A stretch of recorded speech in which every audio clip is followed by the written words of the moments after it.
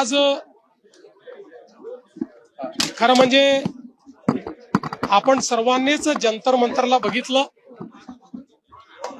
ज्या प्रकारे त्या ठिकाणी भाषणं झाली, नारे लागले, वक्तव्य झालीत, त्यातनं एक गोष्ट लक्षात आली, भारताच्या युवांची अभिव्यक्ती नाहीये, तर अराजकता पसरवण्याच्या मानसिकतेची अभिव्यक्ती आपल्याला पाहायला मिळाली.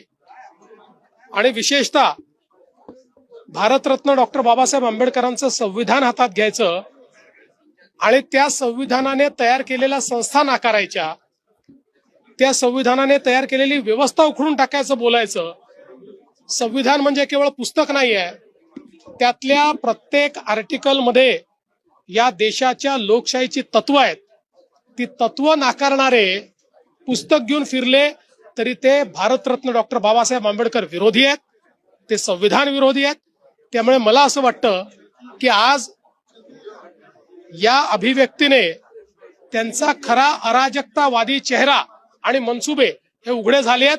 कुठलंही समर्थन मिळालेलं नाही. महाराष्ट्राचे मुख्यमंत्री आहेत देवेंद्र फडणवीस यांनी बाईट देताना सांगितलं आता थोड्या वेळापूर्वी काय अराजक चेहरा म्हणजे काय येतोय मी त्याच्यावर. आंबेडकरांचं पुस्तक घेऊन गेलो होतो मी. त्यांना म्हणायचं जे आंबेडकरांना फॉलो करतात ते अराजक असतात. जे भीमचे घोषणा देत होतो मी, त्यांना हे म्हणायचं जे भीमच्या घोषणा अराजकता आहे. देवेंद्र फडणवीस जे आपले मुख्यमंत्री आहेत त्यांनी थोडा ना विचार करावा. ते युपीचे मुख्यमंत्री नाही, ते महाराष्ट्राचे मुख्यमंत्री आहे. जो महाराष्ट्र प्रोग्रेसिव्ह आहे, सेक्युलर आहे, पुरोगामी विचारांचा आहे. ते कसं काय जे आंबेडकरांचे पुस्तक घेऊन चालतायत, जे भीमचे घोषणा देतात, त्यांना कसं काय